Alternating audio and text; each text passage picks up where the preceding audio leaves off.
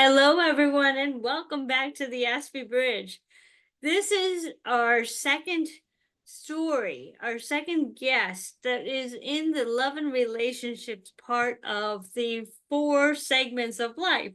We had for the first 3 months, we had all of our health and well-being, and now we're on our love and relationships. We'll go into vocation and then into time and money freedom when it comes to the last 3 months of the year. But we're working on the segment of love and relationships right now, which is very important to us who are on the spectrum, neurodivergent, because a lot of how we see ourselves is wound up in the people that we grew up with. Sometimes they can be loving and supportive. Sometimes they can be empowering and say, go for it. It doesn't matter how you are. Go for it. And then there are times when it might not be that way. But I have a wonderful guest here who's going to tell you about her experience, and we're going to conversate back and forth and compare our situations growing up and how we got to be so strong as we are today. But without further ado, as you know, with all the wonderful late diagnosed autistic individuals who are out there telling you what the traits are, such as Paul Micallef in Australia and Ryan Kelly in Australia, as well as Sam Stein in the Netherlands, Sarah Hendricks in the UK, Temple Grandin here in the US, as well as so many others. I decided that the mission of the Aspie Bridge is more to help those people who feel like they're stuck in victimhood and shame on the neurodiverse side of the bridge go back into society, knowing that they are bridge builders like my guest today, Joy Mizzoni, and all the guests that came before and all the guests that come after her, to let you know that there are eyes out in society to protect you. They're not going to let someone take advantage of you. They're not going to let someone bully you. But you need to take the first step to come to me so that I can help you go over this bridge with a bridge builder so that you can go back in society. Now, some people might think that, oh, she's just an ableist. She's just trying to get us to go. No, if you change your perspective on what you're capable of, you can rise above the situation that you've grown up in. And today we're talking all about the environment that you grew up in. All right. Joy, would you like to tell us a little bit about yourself and how you got to be where you are today? Oh, Suzanne, thank you so much for having me. And I loved your introduction. And I'm just so happy to support, that neurodivergent Asperger's, just that community. Well, I live in Spokane, Washington now. And yeah, I guess it's been quite a journey. So I think this is the first time that I'm sort of publicly sharing about kind of what I went through in this lifetime. I turned 50 this year. And, one of the things that really got me through the dark night of the soul as a little girl going through some really horrific things is that I always wanted to use my experience to help other women. So I'll just jump into it. When I was like 14 months old, my mother shot herself. So I'm going to give a trigger warning, right? So that's the thing when you talk about you being, having Asperger's or neurodivergence, experiencing such horrendous trauma puts such a cloak of shame because you literally have to give a trigger warning for your entire life. And you have to be so Mhm. careful of what you share professionally, right?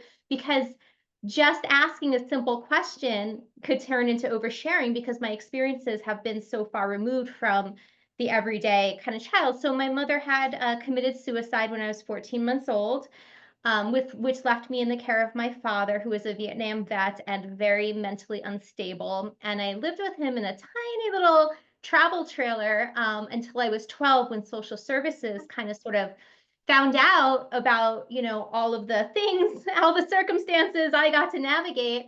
And then I went to foster homes in this is all in New York, right? Very unregulated, very 1989. And then I spent the next, I don't know how many years, I got out of foster care when I was 18. And the foster care wasn't just like You think of like Annie, the movie Annie with Daddy Warbucks, or you go to this loving family. Like, no, this was like hospital stays, group homes, runaway shelters, really places and institutions that I think people are even aware existed back then and possibly exist now.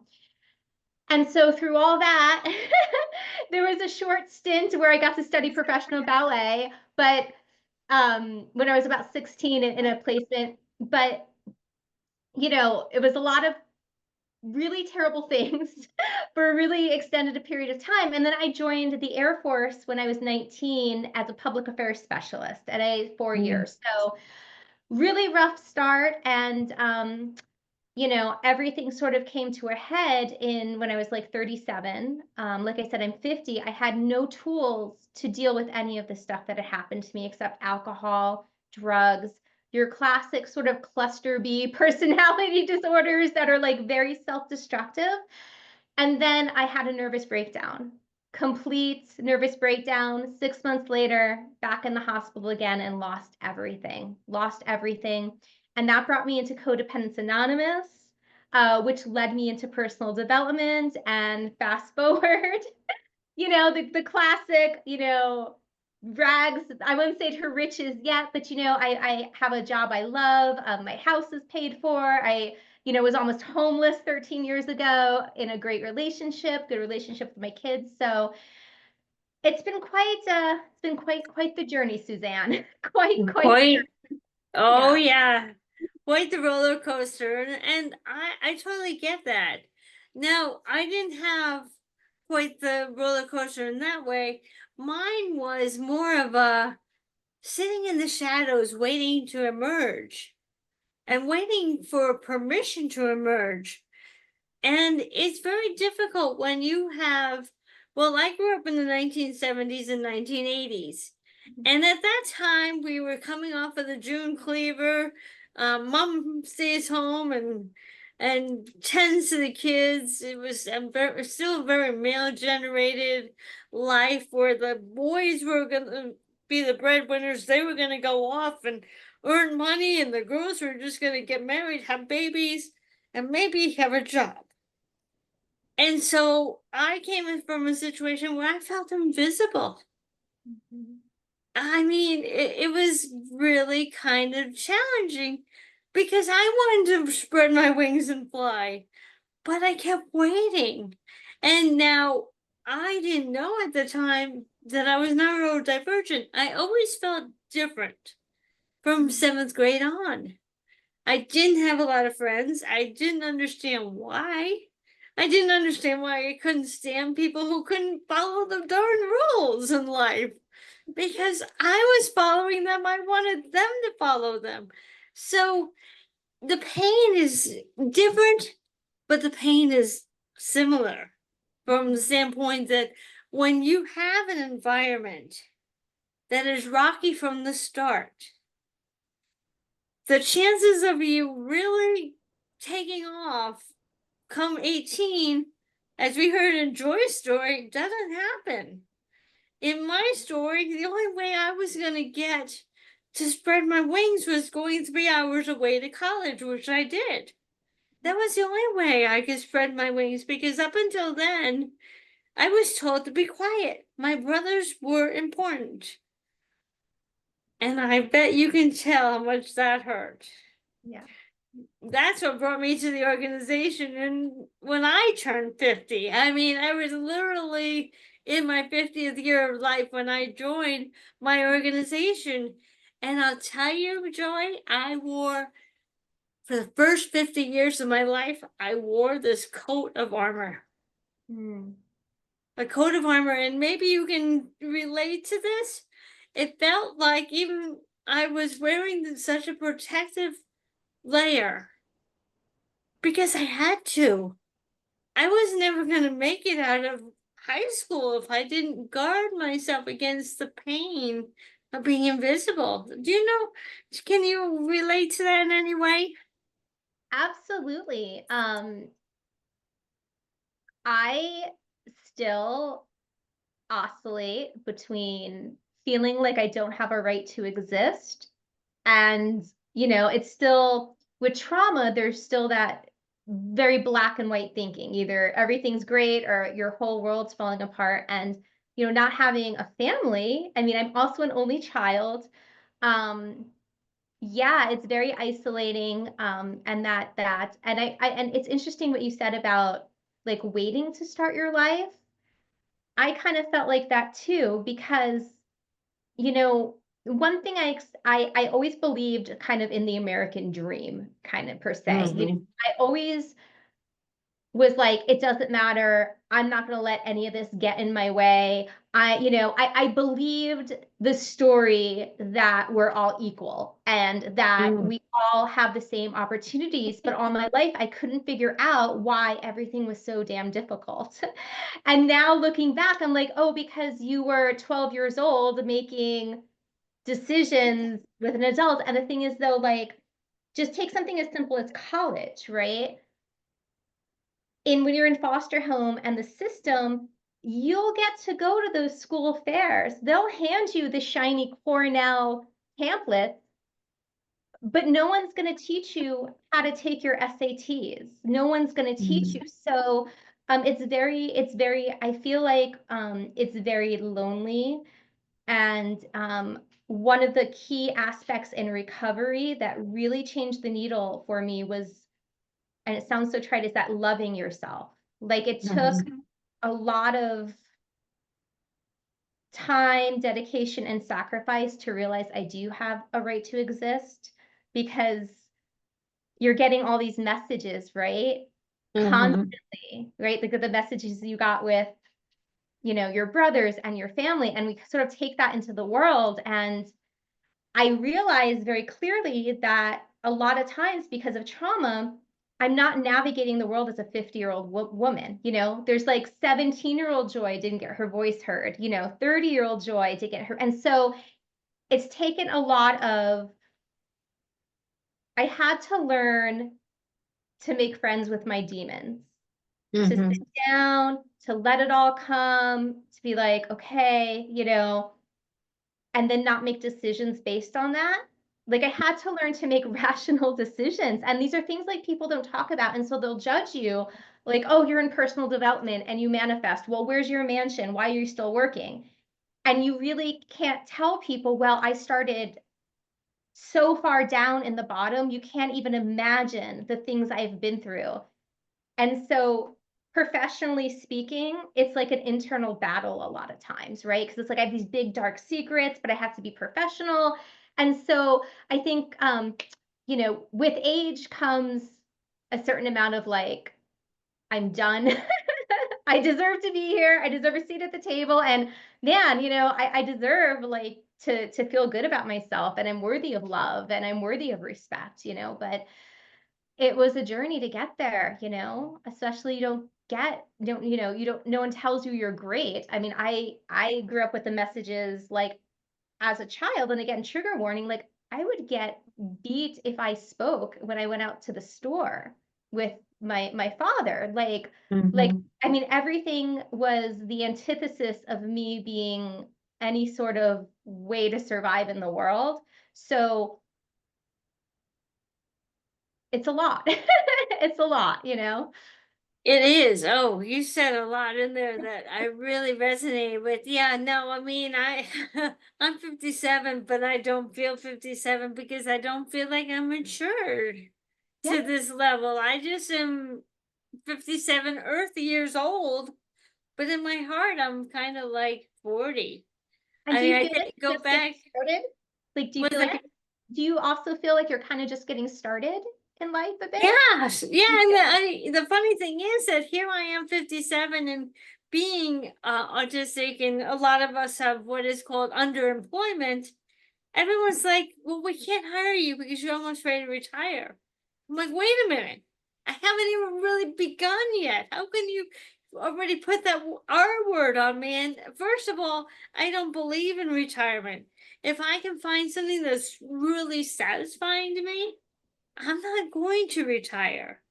I may change positions, but I'm not going to retire to the armchair to the lounge chair and watch TV for the rest of my life. I saw what that did to my family, to Mhm. what that did to my dad. I mean, by the time he hit 75, he had Alzheimer's. And I know from all the books I've read that you can change your brain, which is Mhm. what Joy and I are talking about is we've decided that we're not going to stay in that victimhood.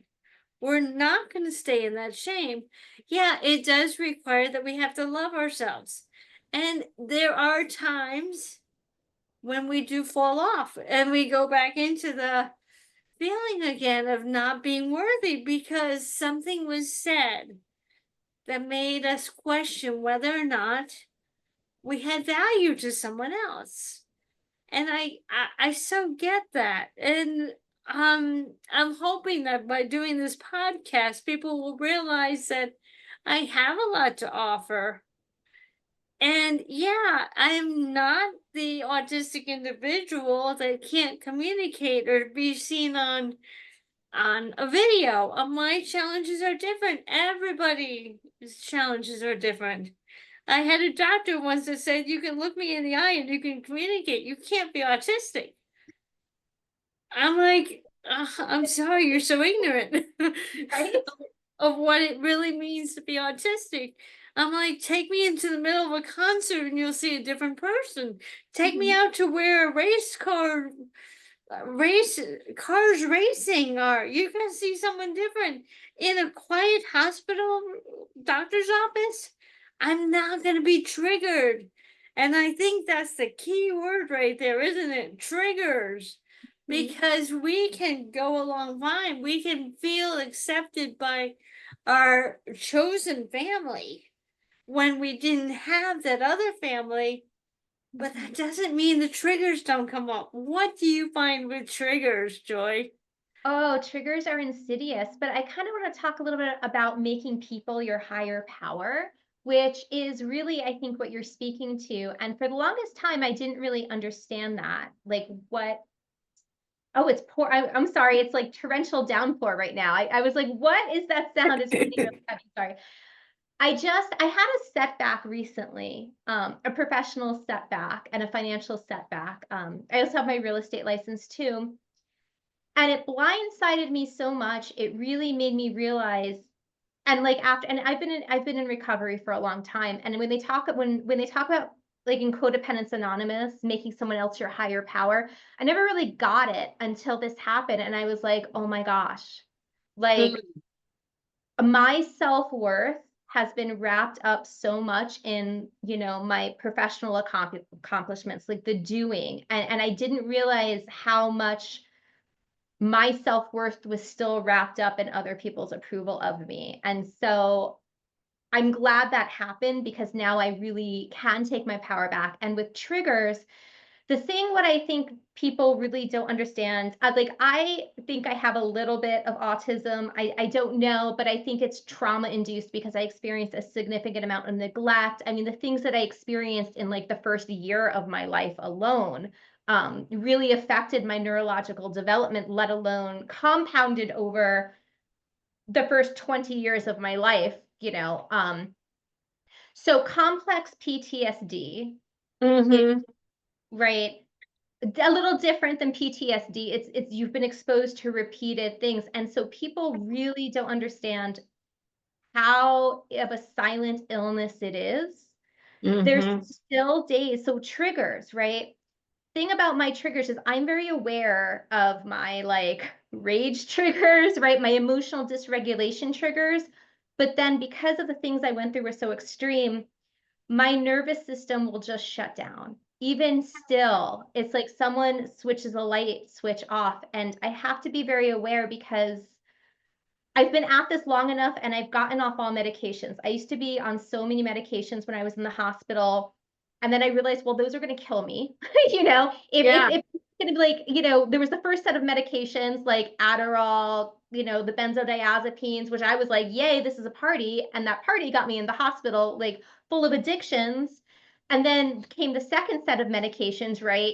Like the psychotropic, those things that affect your liver, obesity. And I finally was like, something, there's some reason I'm still here, Suzanne. Maybe it is to help other people, but there was the small little voice said, you're going to die if you do not get off these medications. I left the facility. And so I've been doing it without medications for a long time now. And so I have visual cues now. Like I can look around my house or see the state of things and go, ooh, you need to not make any you're off, right? Because the triggers are so insidious that my nervous system will just shut down, and it's not laziness. And I've been in previous relationships where I'm criticized for that, right? Oh, you get overwhelmed so easy. And, why isn't the house? I'm just like, and so now I get it now, right? There's also a series with trauma comes the ADHD. So I think it's something I'm going to have to live with the rest of my life. Is some days still, I'm like, man, I made it from the bed to the couch and I can't even tell you what's wrong. It's just habituated in my nervous system. So I think complex PTSD is extremely, is not studied well. It's not spoken about in a way that's knowledgeable. And I think people who have it, someone like me, I have to be functional. I have to put on a profession, right? Because otherwise, right, I have to earn a living, right? Up until Yeah. now, but, I'm not. And so I think there's so much shame with that too, because it's so misunderstood. So you can't be like, I can't come to work today because my body thinks I'm dying, right? Yeah. Or, you know what I mean? So yeah, triggers are definitely still a thing, but habits, strong morning routine, strong evening routine, like over the years, I've implemented certain sets because where I used to take medication, I was like, okay, I'm trying to get the same result as this medication. And there's certain activities. That's why I do a lot of yoga. I meditate. But Suzanne, sometimes still, like I have to have complete control over my environment. Oh, Like that's something you deal I, with, or I, doing spontaneously without planning ahead of time. Are those things that trip you up a little bit? yeah. Well, I want to say control over our environment. First of all, when I was living with my mom, and she didn't have control over her environment, and she gave excuses for that. It drove me crazy because I didn't have control not only over my environment, but it didn't even belong to me. So I was right back to when I was 12. I didn't have a right to speak up. And 4 months of sitting there being like, I finally had to go into my own room and emotionally regulate. And this became a day after day. And I'm like, and then she would get frustrated because I wasn't spending time with her, but she had some of her own behavioral issues that were causing her to not have a filter.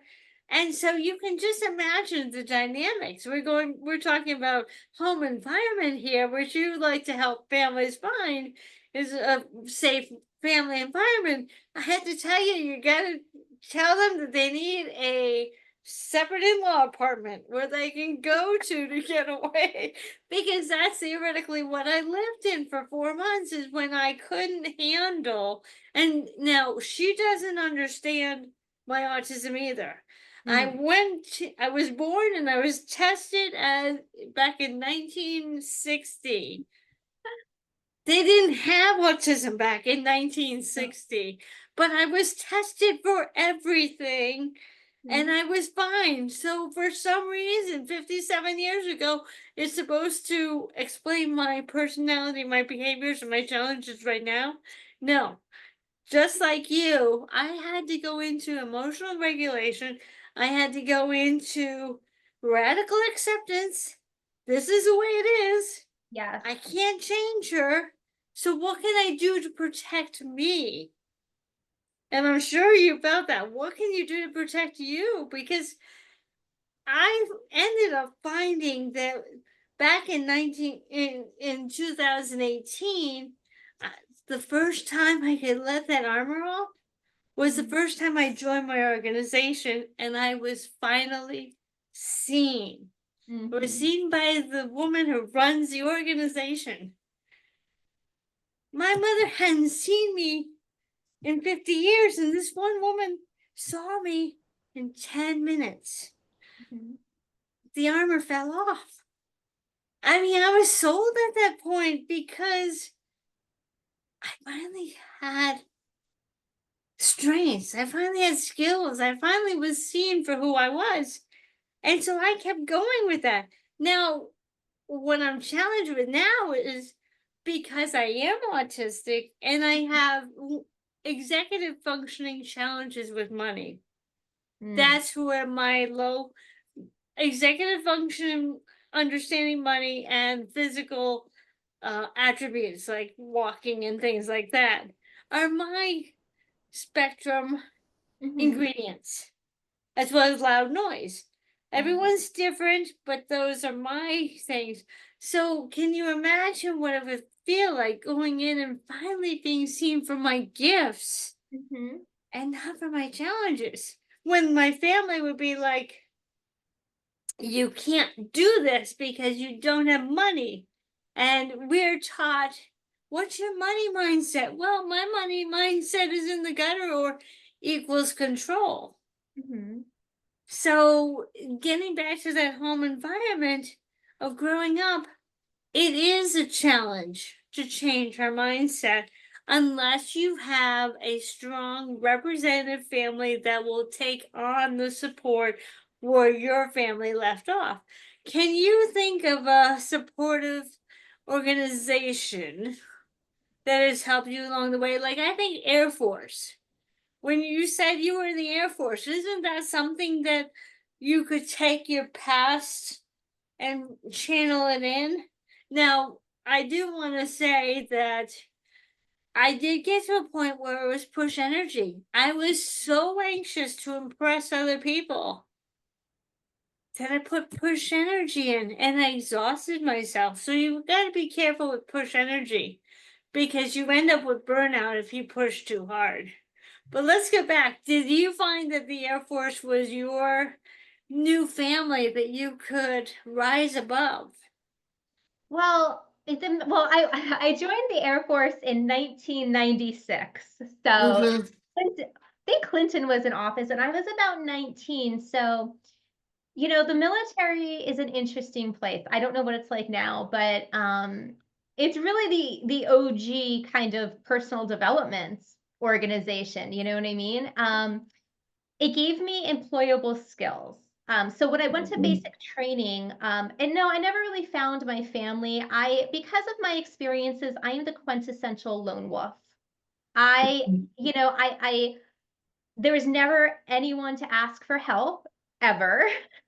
Even most Mm-hmm. recently, because I had to sacrifice friendships while everyone else was working on their careers, their relationships, their marriage. I was trying to heal from all this had happened. So it was like everything I tried to do was clouded by my thought process. So when I was in the Air Force, I was very unhealed. I was very young. Mm-hmm. When I went to basic training, this sounds bad, but I was like, I thought it was a joke.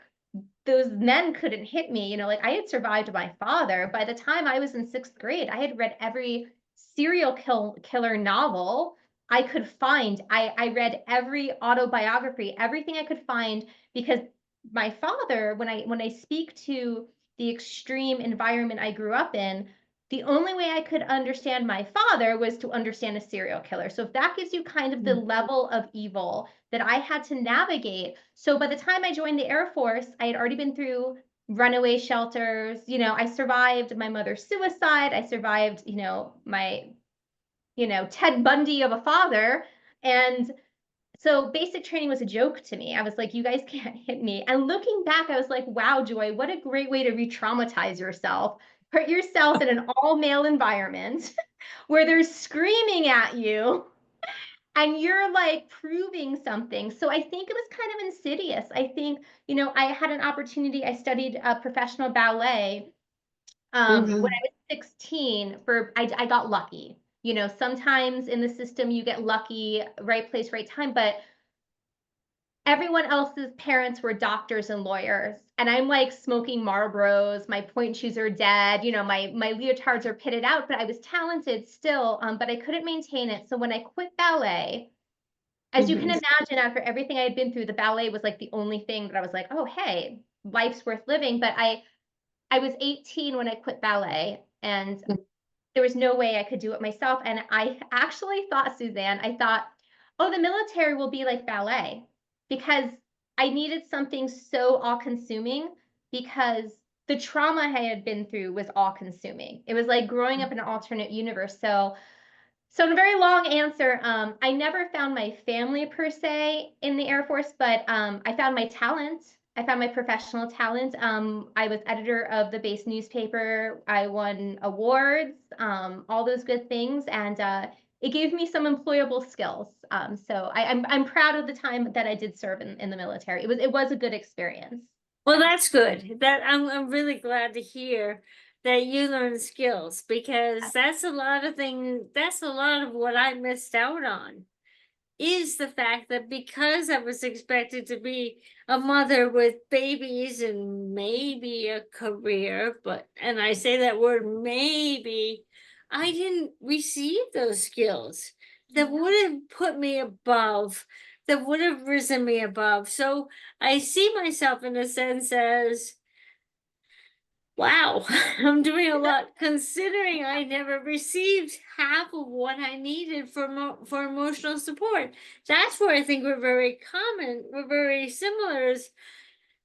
And I think the Air Force and the discipline, I often thought that that might be the right place for me for the same reason, is I needed to find the skills. And now it's like I went in as, I don't want to call it a joke, because Uh, joining the military service isn't a joke, but I went in about 54 and they're like, really?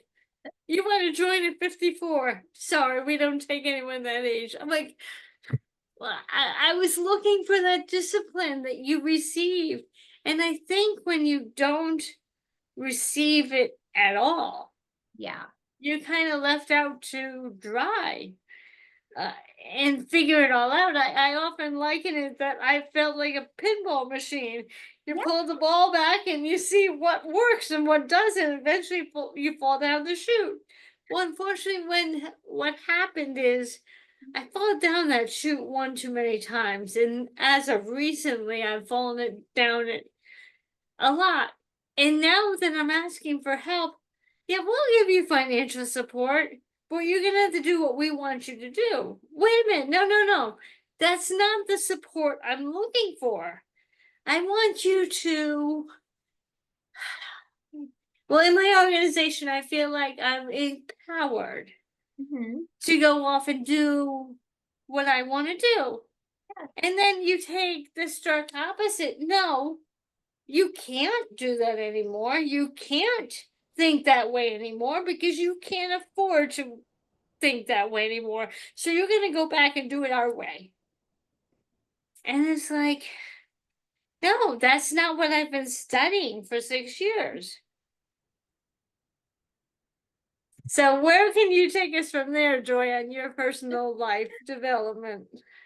Well, I think you really hit the nail on the head. When you grow up in a loving, supportive environment, you're told you're good, things are available to you. So you don't question your ability to receive, right? The opposite happens where nothing's available to you. Like, it's such a stark contrast. And I really think, if we're talking about overcoming victimhood, I still I'm so grateful for Codependence Anonymous, because Mhm. it marries with personal development principles very well, but in a different kind of way. And I really think it's about, like I said, you said empowered, right? We're smart, we're intelligent, we're capable. And I think when you grow up in an environment where there's people you can go to that'll help you, you can make mistakes, right? Like, for example, You when I feel, you yeah. feel right? For me, growing up, I mean, my anxiety even now is insane, because when I was growing up, like, for example, my daughter is 18. I have two daughters, 21 and 18, right? Her car breaks down at 18, right? She can call me, she can call my ex-husband, her parents. Like when I was 18 and my car broke down, I have to figure everything out myself. So there was never any room for me to make mistakes. So that in turn Mm. professionally really strapped me with a high level of anxiety because I've lived my life to where one mistake can be fatal. And it really can when you grow up on the streets, right? Because I say foster homes, but I use that very loosely, right? There were times I slept on park benches. Like at 13, you know, I was places I shouldn't have been. So yeah, I think now, fast forward as an adult, I really think it's one, not about making people a higher power, right? Like, yes, my employer sort of determines my worth. It's my only job now, but my employer doesn't determine my worth, right? I determine my worth. I don't need to double check everything. Like, I don't need to ask 10 different people, right? I can trust myself. And so I think the combination of not going to people, but going to your higher power, your intuition, mixed with really loving yourself. And it sounds so trite, but after every setback, when I just go, all right, remember when you felt good? Like, when did you feel great? You know, what are the things that, like, okay, I have to remind myself, like, right? Like, oh, no, no, no, no, you're good, you're great, you're not a total loser, right? That Yeah. self talk. And then that trusting ourselves, right? Like, if someone says, oh, Suzanne, you can't do that, that's, why are you doing that? Okay, that's great. I don't owe you an explanation or permission. But that can be a very uncomfortable place to be because I want everyone to like me. You know what I It mean? is, Like me. yes, yes. I was labeled the people pleaser for so Yes. long because I didn't want to make friction. I grew up with a family that was all for one for all, and yet I didn't see it that way. So I had to find it within myself, and it can be a long road up. But I mean, I found myself in when I turned 50, I'm like, that was the first 50 years of my life. This is the second 50 years of my life. And while I think they have control over me, I'm like, no, my eyes are wide open now. You're not going to change the way I'm thinking. I've been thinking this way for 6 years now and learning how to be a person of increase, Mhm. how to speak with a compassionate language that others feel lifted up too. In fact, I like to say that the first three generations before me were not empowered, and therefore I was not empowered, and I'm going to break that chain for my daughters. The design versus default. I'm not going to be the fourth generation that's going to raise my daughters with a critical eye. Even sometimes they are critical of me, and I'm like, don't go there. But I mean, I decided I was not going to be the same way. I was going to use my brave thinking for my daughters to raise them with empowered. Now, they don't understand it at their level of awareness right now. And I have to remind myself that they haven't been studying what I've been studying for the last 6 years. So they're not going to say things with a conscience or with that mindset of raising me up. I mean, yeah, I know they love me, Yeah. but at the same time, it's like I have to keep reminding myself I've been the one doing the personal development. Hmm. And it's up to me to take care of myself, just like you were talking. We have to take care of ourselves because, in the end, it's us and our higher power, not us and our mother, us and our father, us and anyone. It doesn't happen even in any kind of a family home. I know, I mean, we all have our different crosses to bear, per se. And my being born with my health challenges was as confining to me as your situation was you, but we can't compare apples to apples, apples to oranges. It's we all have this life we have to live Hmm. and to come above it. So now, Joy, tell me, what are some of your favorite strengths about yourself that you have brought from this life of the Wow. past? I am not a quitter. I have to be cognizant that I am 50 now, right? And I can't burnout's a real thing, but I'm not a quitter. A part of me feels grateful in some way for what I went through, because sometimes my brain will be like, I mean, we all wanted to be, I mean, who doesn't want to be Paris Hilton? I mean, I mean, we all want what we don't have. We all wanted great parents and money and to be a princess and, whatever. But like the things, like I appreciate the little things so much in my life. Like, for example, I have a plumbed in water cooler. And I know that doesn't sound very glamorous. It's $50 a month. There's like 3 cartridges under there. I'm so grateful every day that I have clean drinking water and I'm not drinking tap water. Like that level of gratitude, um, I think is a blessing, you know? Hmm. And yeah, I really love the fact that I think what I love most about myself, Suzanne, is that and I'm gonna go deep here a little bit, is that like I've seen evil. You know what I mean? Like I came on here to be very transparent about, you know, what sort of my journey was. And like I have evil in my blood, I feel like, because my father was evil. And I saw a baby picture of him and I'm like, wait, I'm like, that cute baby? And I'm like, well, Jeffrey Dahmer might have been a cute baby too, right? Right. Yeah. And I've dealt with rage. I mean, I've dealt with unbridled rage from what has happened, but I can still say, like, I have chosen the light. I've chosen through every step of the way, through every opportunity to try to heal, be it a better person, never use it as an excuse. And I just, feel like kind of what we're seeing in the world is very discompassionate and Mhm. unempathetic. Man's inhumanity to man. So I think what I'm most proud of, Suzanne, is that I know at this stage of the game, like I'm good. I was born good. All that stuff happened to me and it sucked, but like that man I'm related to, and I'm a good person. I know I'm inherently Mhm. good. I've chosen good.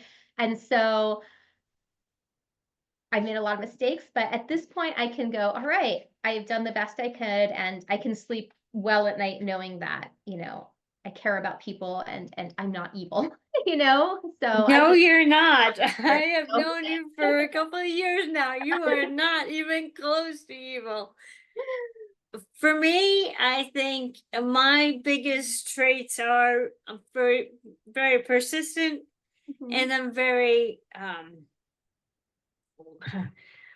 very determined. mhm, I'm determined not to stay in this world of shame that my family's put me into. Oh, you're bad because you ranked up your credit cards again. You're bad because you don't have a full-time job. You're bad. And I'm like, no, that's not me. That's you, what you think is the version of me.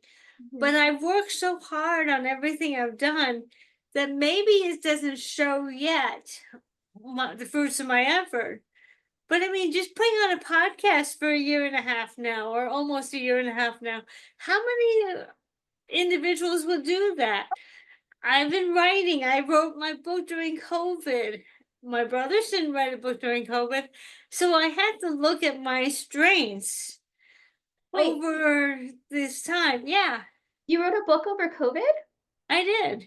Oh my gosh, that is an amazing that is not Suzanne, that is huge. Congratulations. Thank you. It's all published. It's called Five Simple Rules. And what I did is I took a couple of different scriptures that were valuable to me. And I said to the autistic woman who tends to get into relationships because she's pulled in, Mhm, I try and teach her how to have core values for herself about not letting any guy who gives attention. Now, it's kind of backfired on me, but I'll go there in a moment. I have my core values are so strong, I haven't let anyone in yet. But it's so many autistic women as soon as they get attention, they don't evaluate the attention that they're getting. And so they're pulled into another relationship, bad relationship after another bad relationship after another bad relationship. And I'm trying to help them rise to the point that these are my common values. These are my core values. And unless you want to live by the core values of loving me, well, the five are love me from the inside out. Don't take a look at what I look like and decide whether or not I'm worthy of you. That's the first one. The second one is listen intentionally. Just don't talk to talk. It's active listening. The third one is be a smart money manager. A lot of my problems with money came from my marriage because he didn't manage money as well. The fourth one is be legally and emotionally available to date.